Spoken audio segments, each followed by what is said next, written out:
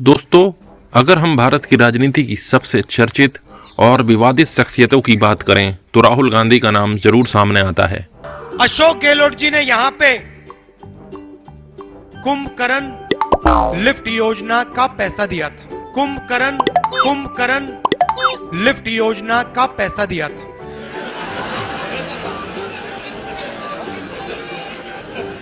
Kumbharam lift योजना का पैसा दिया था। ऐसी मशीन लगाऊंगा, इस साइड से आलू घुसेगा, उस साइड से सोना निकलेगा।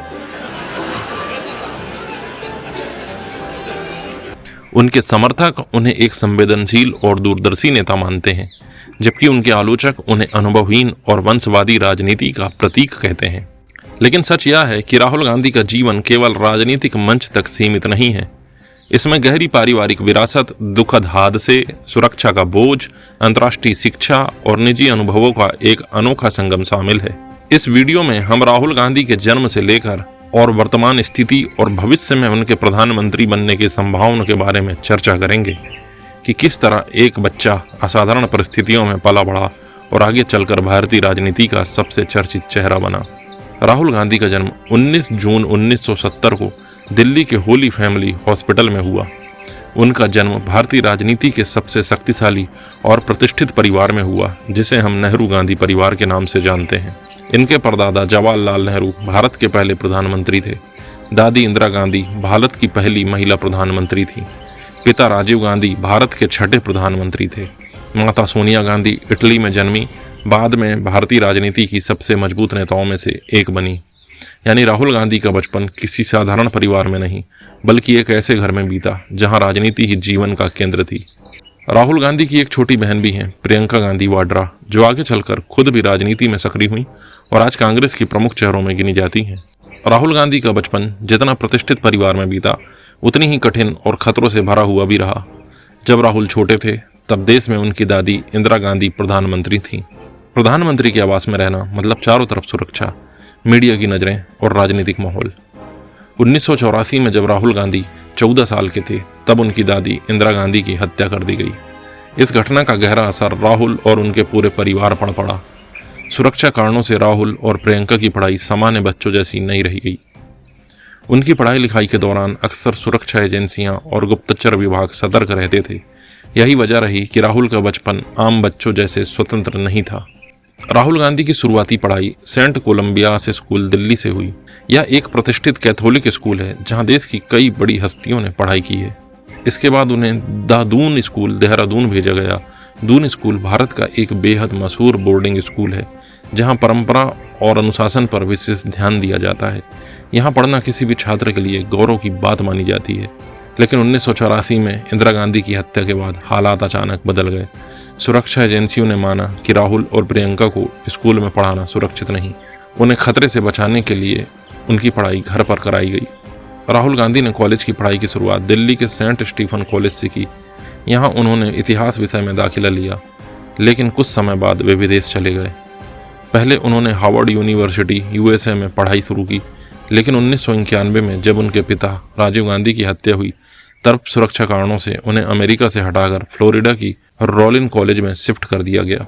रोलिन कॉलेज में पढ़ाई के दौरान उन्होंने अपना असली नाम छुपाकर राहुल विंसी के नाम से दाखिला लिया। इसका मकसद यही था कि उनकी पहचान सार्वजनिक न हो पाए और उनकी सुरक्षा बनी रहे। 1994 में उन्होंने रोलिन कॉलेज से बैचलर ऑफ आर्ट्स की डिग्री हासिल की। इसके बाद वे इंग्लैंड की मशहूर ट्रिनिटी कॉलेज कैम्ब्रिज यूनिवर्सिटी चले गए। वहाँ उन्होंने MPhil इन डिपार्टमेंट स्टडीज़ 1995 में पूरी की। राहुल गांधी की शिक्षा यात्रा को देखें तो यह साफ दिखाई देता है कि उनकी पढ़ाई लिखाई लगातार सुरक्षा, हत्या और खतरे के माहौल से प्रभावित हुई। एक बच्चा जिसे दादी की हत्या का सदमा लगा हो, एक युवक जिसने पिता को आतंकवादियों के हमले में खो दिया हो, एक ऐसा छात्र जिसे अपनी असली पहचान छिपाकर दूसरे नाम से पढ़ाई करनी पड़े। इन सब परिस्थितियों ने उसके व्यक्तित्व पर गहरा असर डाला। यही वजह है कि राहुल गांधी को अक्सर एक संवेदनशील और सुरक्षा सचेत नेता के रूप में देखा जाता है। राहुल गांधी आज तक अविवाहित हैं। उनकी निजी जिंदगी को लेकर बहुत कम बातें सार्वजनिक हुई हैं। मीडिया अक्सर उनसे इस बारे में सवाल पूछता है, लेकिन उन्होंने हमेशा इसे निजी विषय बताकर टाल दिया। राहुल गांधी लंबे समय तक राजनीति से दूरी बनाए हुए थे।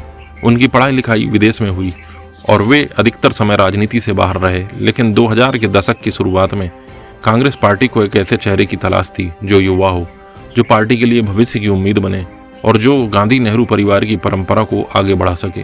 कांग्रेस कार्यकर्ताओं में यह उम्मीद बढ़ने लगी कि राहुल गांधी ही पार्टी की नई दिशा तय करेंगे। हालांकि खुद राहुल गांधी राजनीति में आने से पहले काफी संकोच में थे। साल 2004 राहुल गांधी के राजनीतिक जीवन का टर्निंग पॉइंट था। इसी साल उन्होंने पहली बार सक्रिय राजनीति में कदम रखा। उन्होंने अमेठी लोकसभा सीट से चुनाव लड़ा। यह सीट उनके पिता राजीव गांधी और मां सोनिया गांधी से जुड़ी रही थी। अमेठी की जनता का गांधी परिवार से गहरा रिश्ता रहा और राहुल गांधी को यहां से भारी समर्थन मिला। 2004 के आम चुनाव में राहुल गांधी ने जीत हासिल की और पहली बार संसद सदस्य बने। उसी चुनाव में कांग्रेस पार्टी ने अच्छा प्रदर्शन किया और यूपीए सरकार बनी, जिसमें डॉक्टर मनमोहन सिंह प्रधानमंत्री बने और सोनिया गांधी गठबंधन की अध्यक्ष। राहुल गांधी संसद में आए तो उम्मीदें बहुत थीं, लेकिन शुरुआती वर्षों में उन्होंने ज़्यादा भाषण नहीं दिए और अपेक्षाकृत शांत भूमिका निभाई। कांग्रेस पार्टी के अंदर उन्हें धीरे धीरे जिम्मेदारियां दी जाने लगीं। 2007 में उन्हें कांग्रेस का महासचिव बनाया गया। उन्हें युवा कांग्रेस और NSUI की जिम्मेदारी दी गई।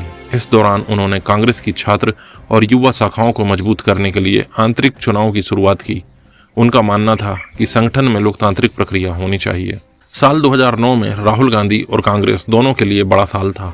राहुल गांधी ने उत्तर प्रदेश, बिहार और कई राज्यों में युवाओं को जोड़ने का अभियान चलाया। 2009 के लोकसभा चुनाव में कांग्रेस ने शानदार प्रदर्शन किया और यूपीए सरकार दूसरी बार सत्ता में आई। इस जीत के पीछे राहुल गांधी के प्रयासों को भी महत्वपूर्ण माना गया। उन्हें एक युवा नेता के रूप में देखा जाने लगा। देश भर में उनकी छवि तेजी से मजबूत हुई। लेकिन राजनीति का सफर हमेशा आसान नहीं होता। 2010 से राहुल गांधी को कई चुनौतियों का सामना करना पड़ा। विपक्ष ने उन्हें अनुभवहीन करार दिया। उनकी संसद में गैर मौजूदगी और कम भाषण देने को लेकर सवाल उठे। कई बार उनके बयान भी विवादों पर रहे। 2012 के उत्तर प्रदेश विधानसभा चुनाव में राहुल गांधी ने बड़ी मेहनत की, लेकिन कांग्रेस को उम्मीद के मुताबिक सफलता नहीं मिली। इस हार ने राहुल गांधी की छवि पर असर डाला। 2013 में उन्हें कांग्रेस उपाध्यक्ष बनाया गया, लेकिन ठीक उसके बाद 2014 का लोकसभा चुनाव आया, जिसने कांग्रेस के लिए बहुत बड़ी हार लेकर आया। 2014 का आम चुनाव भारतीय राजनीति का एक बड़ा मोड़ था। नरेंद्र मोदी के नेतृत्व में बीजेपी ने जबरदस्त जीत हासिल की। कांग्रेस महज 44 सीट पर सिमट गई। यह कांग्रेस के इतिहास की सबसे बड़ी हार थी। राहुल गांधी को इस हार के लिए मुख्य रूप से जिम्मेदार ठहराया गया। विपक्ष ने उन्हें नॉन सीरियस और कमजोर नेता कहा। मीडिया ने उनका खूब मजाक उड़ाया। हार के बाद राहुल गांधी कुछ समय के लिए राजनीति से दूर भी हो गए, लेकिन धीरे धीरे उन्होंने दोबारा सक्रियता दिखाना शुरू किया। 2014 के बाद राहुल गांधी ने मोदी सरकार पर तीखे हमले करने शुरू किए। उन्होंने राफेल डील, नोटबंदी, GST जैसे मुद्दों पर सरकार को घेरा। संसद में कई बार उन्होंने मोदी सरकार पर सीधे आरोप लगाए। यादगार घटना थी जब उन्होंने प्रधानमंत्री नरेंद्र मोदी के पास जाकर संसद में गले लगाया। इस घटना ने मीडिया और जनता का खूब ध्यान खींचा। 2017 के गुजरात विधानसभा चुनाव में राहुल गांधी ने काफी मेहनत की। कांग्रेस को पूर्ण बहुमत तो नहीं मिला, लेकिन उसका प्रदर्शन उम्मीद से बेहतर रहा। इससे उनकी छवि एक लड़ने वाले नेता की बनी। 2017 के अंत में उन्हें कांग्रेस अध्यक्ष चुना गया। अब पूरी तरह से पार्टी की कमान उनके हाथों में थी। 2019 का आम चुनाव राहुल गांधी के लिए बेहद चुनौतीपूर्ण रहा। उन्होंने पूरे देश में प्रचार किया और मोदी सरकार पर सवाल उठाए। उनका नारा चौकीदार चोर है खूब चर्चित हुआ, लेकिन नतीजे कांग्रेस के लिए निराशाजनक रहे। बीजेपी ने फिर से प्रचंड बहुमत से जीत हासिल की। राहुल गांधी अपनी पारंपरिक सीट अमेठी से स्मृति ईरानी के हाथों हार गए। हालांकि उन्होंने केरल की वायनाड सीट से जीत दर्ज की और संसद पहुंचे। इस हार के बाद राहुल गांधी ने कांग्रेस अध्यक्ष पद से इस्तीफा दे दिया। 2019 के बाद राहुल गांधी ने अलग तरह की राजनीति शुरू की।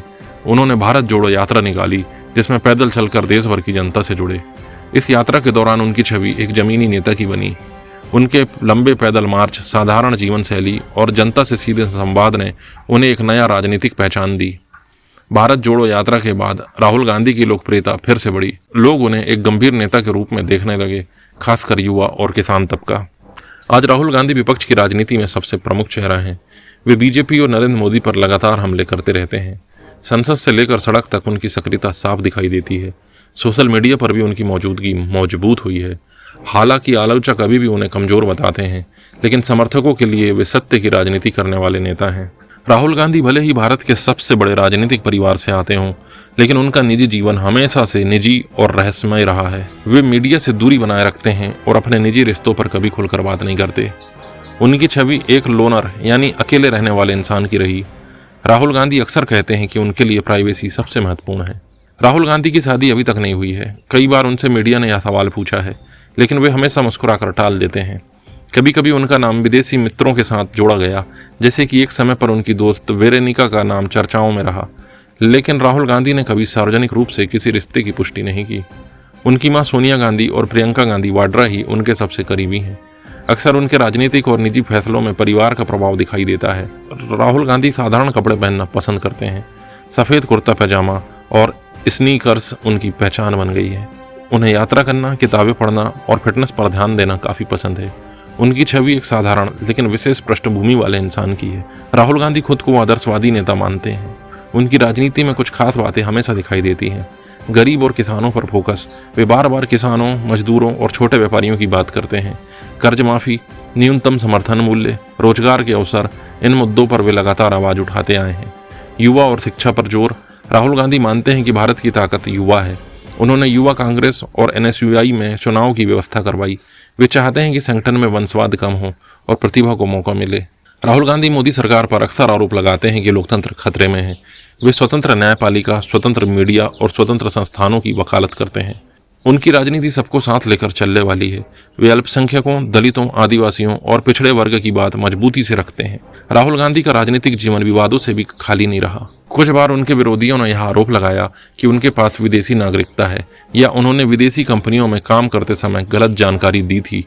हालांकि इन आरोपों को वे और कांग्रेस पार्टी हमेशा बेबुनियादी बताती रही है। कई बार उनके बयान चर्चा और विवाद का कारण बने। आलू से सोना बनाने वाली मशीन वाला बयान खूब ट्रोल हुआ।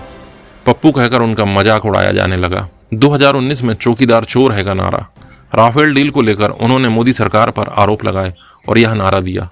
यह नारा चुनाव में बहुत चला, लेकिन इसके चलते उन पर मानहानि के केस भी हुए। 2023 में सूरत की एक अदालत ने उन्हें मानहानि के केस में दोषी ठहराया। इसके बाद उनकी संसद सदस्यता रद्द कर दी गई। बाद में सुप्रीम कोर्ट ने राहत दी और उनकी सदस्यता बहाल हुई। राहुल गांधी को लेकर जनता में दो तरह की राय है। कुछ लोग उन्हें ईमानदार और सच्चा मानते हैं, जो सत्ता के लिए समझौता नहीं करते, जबकि विरोधी उन्हें कमजोर और नॉन सीरियस कहते हैं। लेकिन 2022-23 की भारत जोड़ो यात्रा ने उनकी छवि को काफ़ी हद तक बदला। पैदल चलते हुए गांव-गांव, शहर-शहर जाना, आम जनता से सीधा मिलना, किसानों, मजदूरों और महिलाओं की बातें सुनना, इन सब ने उन्हें जनता के बीच एक जमीनी नेता की पहचान दी। अब सवाल है कि राहुल गांधी का राजनीतिक भविष्य क्या है। कांग्रेस की कमान। राहुल गांधी अब कांग्रेस पार्टी के सबसे बड़े नेता हैं। हालांकि अध्यक्ष पद फिलहाल मल्लिकार्जुन खड़गे के पास है, लेकिन असल चेहरा राहुल गांधी का ही है। विपक्ष की राजनीति। आज की राजनीति में राहुल गांधी विपक्ष की धुरी बने हुए हैं। वे बीजेपी और मोदी सरकार के खिलाफ सबसे मुखर आवाज हैं। इंडिया गठबंधन में उनकी भूमिका अहम है। प्रधानमंत्री पद की संभावना की बात करें तो आने वाले चुनावों में अगर विपक्ष मजबूत हुआ और कांग्रेस को सफलता मिली तो राहुल गांधी PM पद के उम्मीदवार भी बन सकते हैं। हालांकि कुछ चुनौतियां भी हैं। कांग्रेस संगठन कमजोर है, खासकर उत्तर प्रदेश और बिहार जैसे बड़े राज्यों में। बीजेपी की मजबूत चुनावी मशीनरी के सामने कांग्रेस को एकजुटता रखना बड़ी चुनौती है। राहुल गांधी को अभी भी लीडरशिप और पब्लिक कनेक्ट को और मजबूत करना होगा। राहुल गांधी का जीवन एक अनोखा मिश्रण है। एक ओर वे भारत के सबसे ताकतवर राजनीतिक परिवार से आते हैं, दूसरी ओर वे खुद को साधारण और आम आदमी के करीब दिखाना चाहते हैं। राजनीति में उन्हें हार भी मिली, अपमान भी झेलना पड़ा, लेकिन वे हार मानने वाले नहीं हैं। उनकी भारत जोड़ो यात्रा ने यह साबित किया कि वे लगातार सीख रहे हैं और जनता से जुड़ने की कोशिश कर रहे हैं। भविष्य में राहुल गांधी भारतीय राजनीति में कितना बड़ा बदलाव ला पाएंगे, यह आने वाला समय ही बताएगा। लेकिन इतना तय है कि वे भारतीय राजनीति के सबसे चर्चित और विवादित नेताओं में से एक रहेंगे। उम्मीद करता हूँ वीडियो आपको पसंद आया होगा। वीडियो पसंद आया है तो वीडियो को लाइक करिए। चैनल में पहली बार आए हैं तो चैनल को सब्सक्राइब करिए और इस वीडियो को ज़्यादा से ज़्यादा शेयर करिए।